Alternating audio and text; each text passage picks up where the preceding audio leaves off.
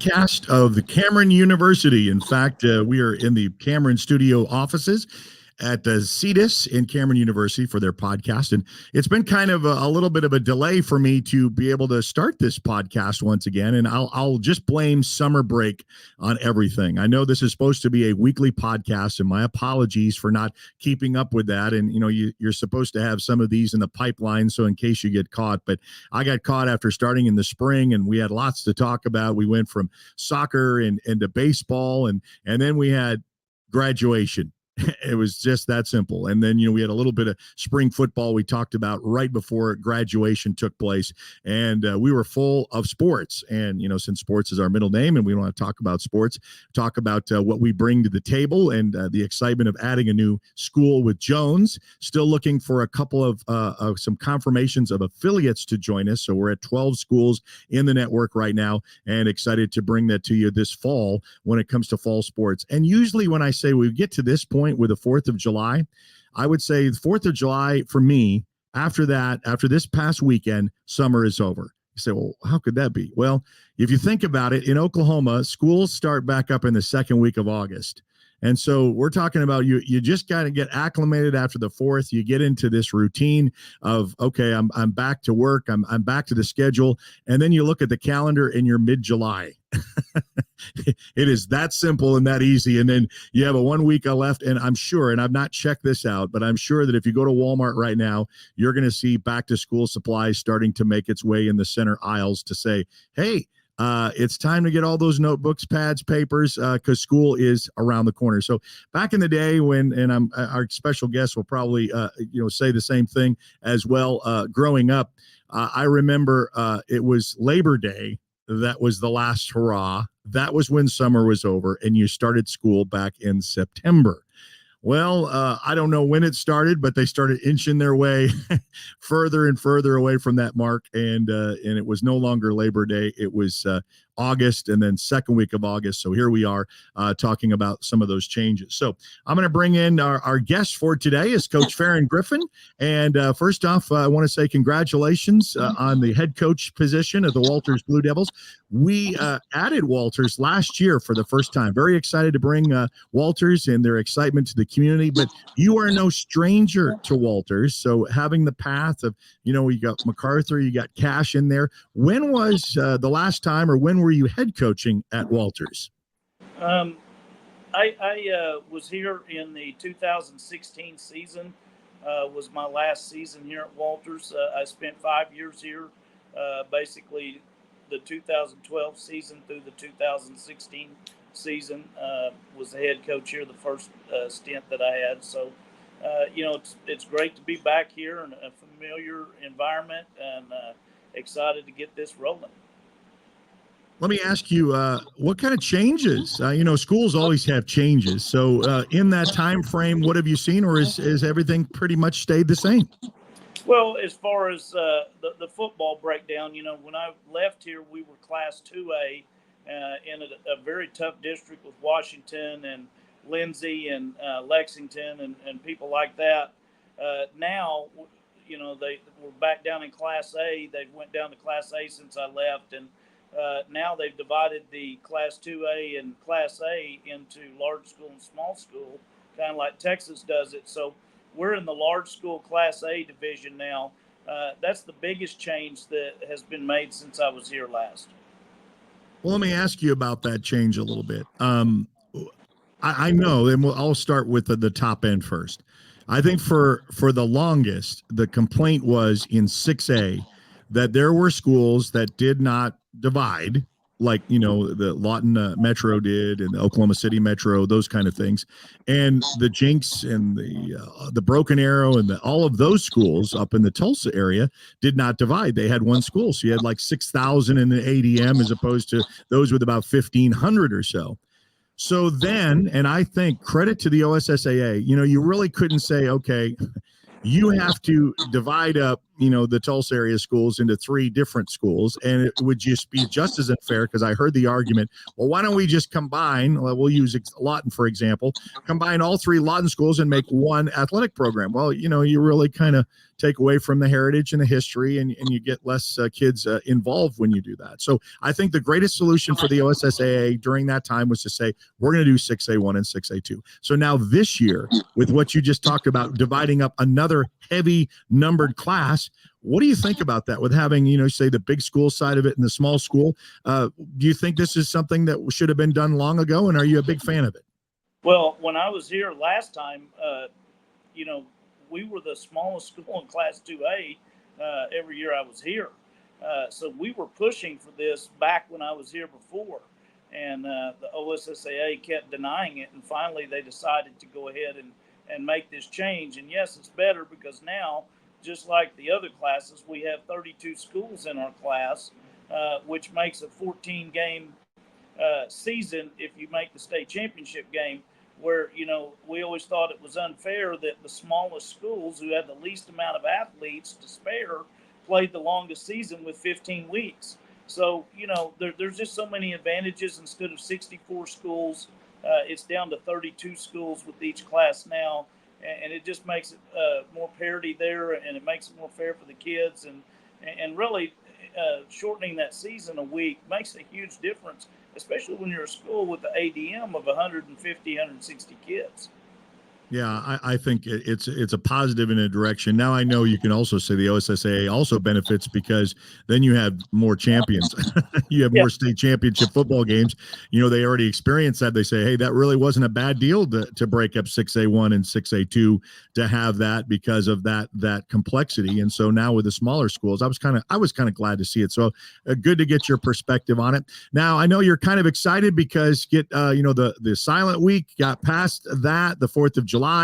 And now people can really start talking about football. And I noticed on social media, and you're good to promote that, I noticed that we connect up on Facebook and social media, that you got your Summer Pride program starting back up tonight. So how excited are you to get that started? And what do you look to get out of that? Because you didn't come in with like a 2 weeks notice of this job. You got a little bit of planning in here, and you got that little break, and now you're getting ready to start. How does that look for you?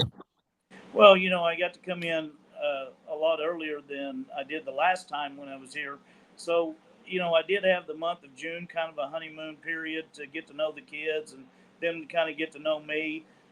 Then we had the dead week, and, we start with what I call the real Summer Pride tonight, where, the honeymoon's over, and it's going to be the nuts and bolts of our program starting tonight. And the kids are going to find out what our program is really about tonight. Well, we'll talk a little bit about that, your history of carrying over. And a lot of coaches kind of still, they are who they are. And, you have coordinators that kind of help you out. So what we've seen in the past from you, especially coming from Cash, are you going to kind of still bring that kind of philosophy of coaching, your offensive? I know you're team oriented. What does it look like, what you're bringing to Walters? Well, when I was here last, I was running the same offense that I had at Cash, and it was one that we built at MacArthur way back in the early 2000s. And, it's been successful. It was very successful when we were here last. I took it up to the Class 4A, where there was a lot of coaches and a lot of great coaches that we faced year in and year out in our district. And, there were a lot of modifications that you have to make, and you always have to adapt to what's being done to you. And there were a lot of great changes made. There's been some changes that I've made since I've been here offensively. And, you always have to adapt to your personnel as well. So, the philosophy is going to be pretty much the same. The look may be a little different at times, but that's just because personnel dictates that. So you're going to see a lot of the same. Still going to be with the odd stack defense. Maybe mixing in a little 4-3, just like we did at Cash. When I got there, I had brought that defense with me when I came to Cash, and we used it, and it was successful there, and we're going to use it here again. Well, Walter's coming off of some success. They had a good playoff run, and you have graduation and stuff like that. So the bar has kind of been risen there, and I know that Apache has been one that showdown between those two, both programs doing quite well. So, what does it look like? What you've seen on film that you educated yourself back up to what they just left off with that you're going to carry over into this new season? Well, and that's one of the things a lot of people have asked me, because some of the people that were here when I was here before, especially kids that played for me, they've seen my approach a little different than the approach I had when I got here last time. When I got here last time, they hadn't won a ball game in 2 or 3 years, so it was easy to overhaul. This I've taken a gradual process because they've had some success here, and we do have 17 returning seniors this year. So, it's one of those things where I'm not going to totally reinvent the wheel here. I'm going to go with a lot of the things that they've had here. They were running an odd stack defense. Coach Terry come and sat down with me about 3 years ago and implemented the odd stack defense here again. And so, some of it's going to be familiar to the kids. Offensively, a little bit of change, but I'm still going to utilize the strengths that I saw on film that they've had last year. I would be crazy to go in and just totally overhaul everything, especially since they've had some success. The one thing that with the class breakdown now of large school and small school Class A, Apache's in small school and we're in large school. Right. So now we're in there with Frederick and Hobart, Minko, Christian Heritage, Wynnewood, Okema. So there's some different schools that they've been than what they've been facing in their district the past couple of years. And, the hill's a little steeper this year. But, again, I'm really encouraged by the kids that I've seen here. I've been encouraged by how they bought in just right away when I've walked in. It's just like it was here before. I knew what I was coming back to, a wonderful community that's very supportive. They love their kids. They love their sports. And, they want success here. And these kids are good, hard-nosed, hard-working kids that are disciplined, and that was appealing to be able to come back to that. Yeah, I know. And you talk about how excited were you, especially when you say the last time the bar was not raised very high, but now it's changed. But for you to slip in and say, okay, well, man, you came a year late. We graduated all those seniors. Now, how excited are you to get that many seniors coming back with a program that's had that success? Well, it's always exciting. It's kind of a double-edged sword too, though. There's that degree of pressure there too. That hey, we did this last year. You better do this or exceed it. And so there's added pressure to that. But anytime you've got a veteran group coming back, and these kids, like I said, I've watched them work in the weight room through the month of June, and been around them, and it's it's just like the same type of kids I left here when I was here before, and just hard nosed, a lot of them country kids that it's not about self glory and it's not about look at me. They just want to go play and enjoy the game, and that's one of the things that's appealing about being back down at this level. I didn't get into high school football to be a recruiter. If I wanted to do that, I would have coached at the college level. And the new transfer law rule that they have. Yeah. It's going to affect us a little bit down here, but not like it is to the degree of the larger schools. And that's not what I'm about. The purity of high school football is still down here at this level. And, the whole community's involved, the whole community's bought in. And, when I was here before, I can remember when we would go away to an away game, especially playoffs, the best time to rob anybody in Walters is on that Friday night, because the whole time goes to where we're playing, and that's the things that is so inviting to come back here. And like I said, just a super community that again, I'm back to where the game's pure, and that feels good to me.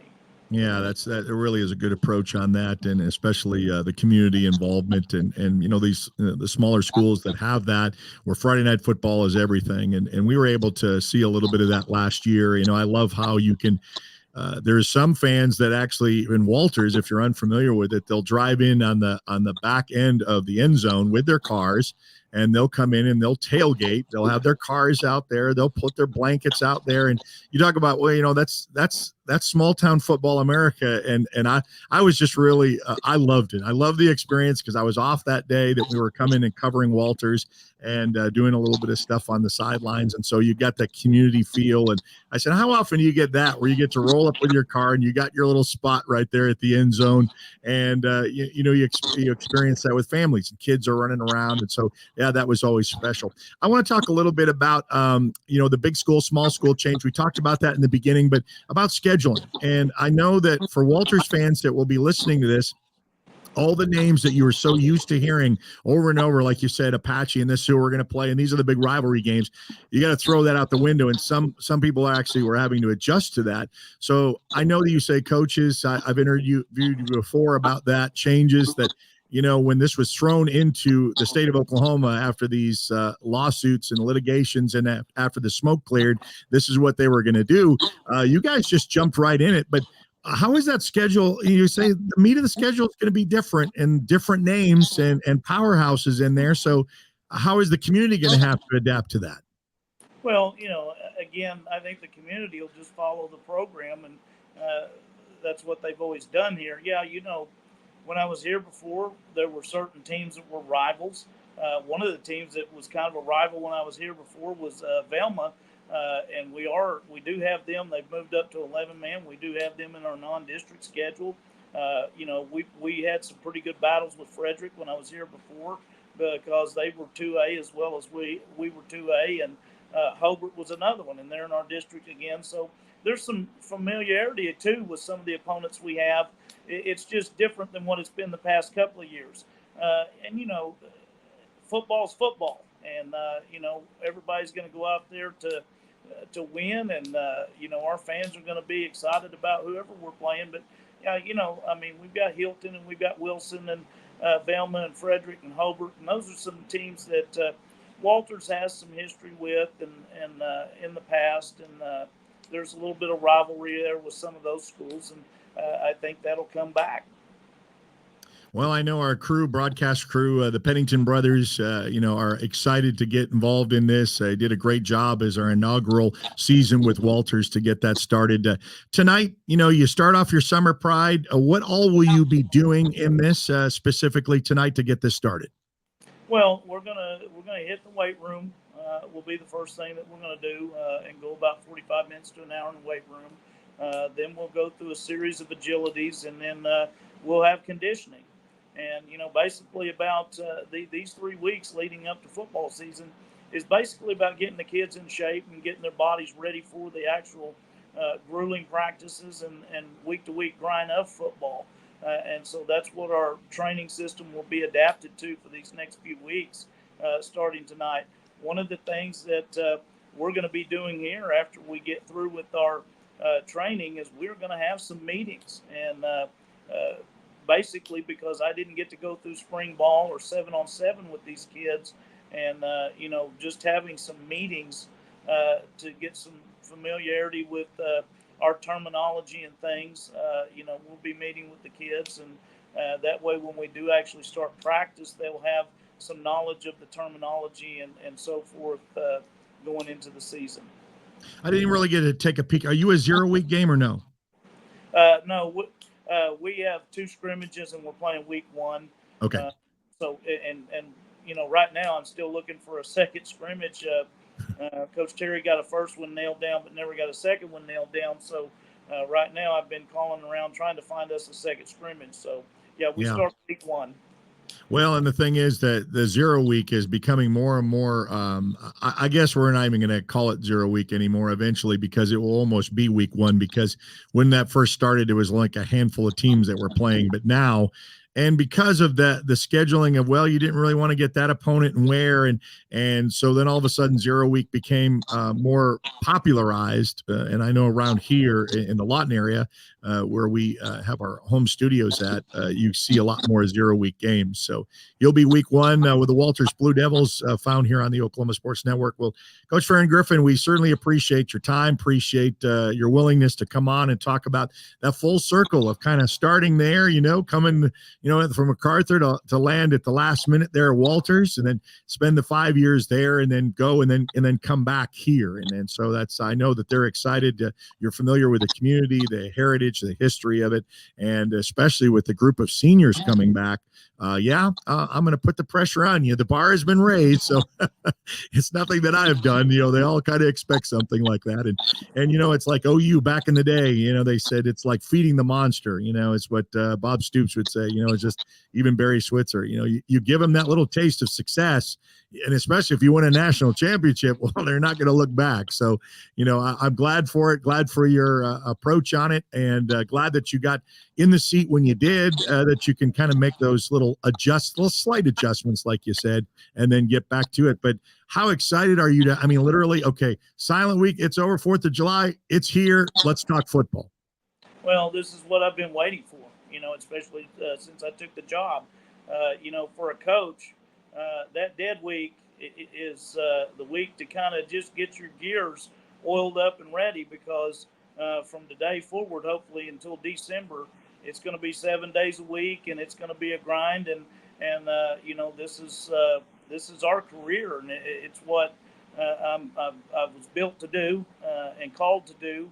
And just being, like I said, being back here, I was out at the golf course here at Walters the other day, and going to the grocery store. It's just been, everybody coming up and hey, we're glad you're back, and being able to get caught up with friends that I had here before, and it's just been wonderful for me and my family coming back here, and I am chomping at the bits to get after it. I'm ready to get those blue uniforms and blue helmets out there and get after it. And tonight's the first part of that by getting our bodies ready for it. Yeah, that's special, a special time. And a little shout out to your wife. She's probably one of the biggest supportive coaches' wives I've seen. Everything you do, everything. In fact, she'll make joking things on social media, like on your anniversary or special dates or a birthday, you're out doing some football thing. But she's been a great football coach's wife, I would say. Yeah, she's a real trooper. She's been with me through my entire career, the ups and downs, and knows what it's about. And that's one of the things to be successful as a head coach. If you don't have a coach's wife, a supportive coach's wife, you're not going to have a whole lot of success in this business. And I've been blessed with the wife that I have that, she understands what it takes and understands the game and understands the job. That, she married football. She married a coach, and she understands that. And it's important to have someone like that. Well, Coach, good luck to you. We're going to be following you every step of the way for the Walters Bluedevils right here on the Oklahoma Sports Network. We appreciate your time very much. Thank you. All right, so best of luck to you on that. When it comes to getting it all started tonight, officially, we'll say football will be in the books. So make sure you download our app. That's the best way to get a hold of us. You can basically just search on your Apple and Android devices. Search the Oklahoma Sports Network. It's free to download and free to watch. And then also, if you're at home in your home devices, Roku, Amazon Fire, and Apple TV. Connect to us everywhere socially, whether it be Facebook, whether it be what was Twitter, now X, on Instagram, on TikTok, and on YouTube. And you can subscribe to our YouTube channel. All of our live broadcasts are on YouTube as well. So now that we've kicked off football, we've kicked off the original podcast of Back to Weekly Updates, and we're so excited to bring it to you with the Point After live from the Cameron Studio podcast studios in the Cetus building. You've been watching another presentation of the Oklahoma Sports Network and the Point After on OSN.